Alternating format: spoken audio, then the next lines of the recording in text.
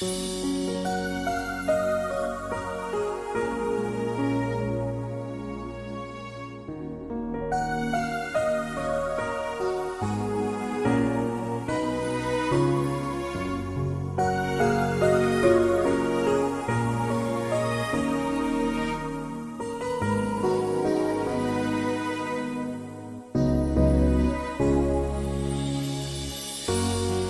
một ngày tìm trong ký ức,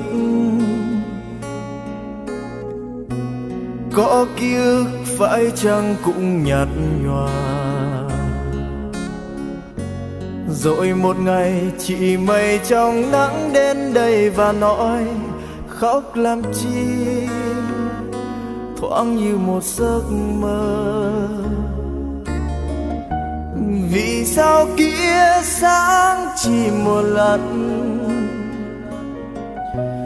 bờ môi anh sẽ buốt con tim trắng thôi. Gió đêm mưa chỉ một người chờ, gió đông sang buốt lạnh bờ môi anh không thôi. Đến nơi đâu thấy người để lòng anh ngấm lại, dẫu là giấc mơ đầy tuyết rơi, anh nhớ em nhiều. Thả một lần gạt đi nước mắt, cố quên hết phút giây ta cười đùa.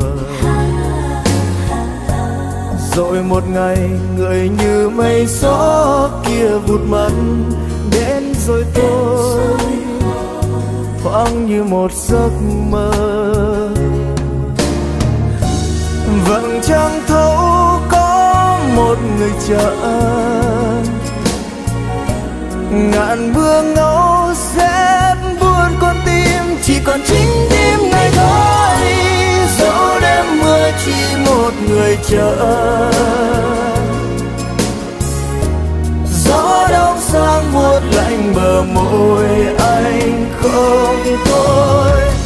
Đến nơi đâu thấy người để lòng anh ngấm lại, dẫu là giấc mơ đầy tuyết rơi, anh nhớ em nhiều.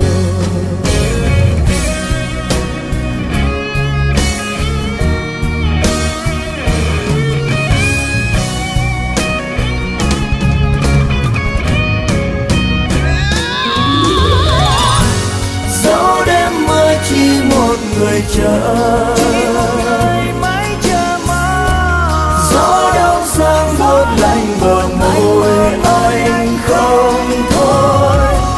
Đến nơi đâu thấy người để lòng anh ngấm lại, dẫu là giấc mơ đầy tuyết rơi, anh nhớ em nhiều. Đến nơi đâu thấy người để lòng em ấm lại, dẫu là giấc mơ đầy xót xa,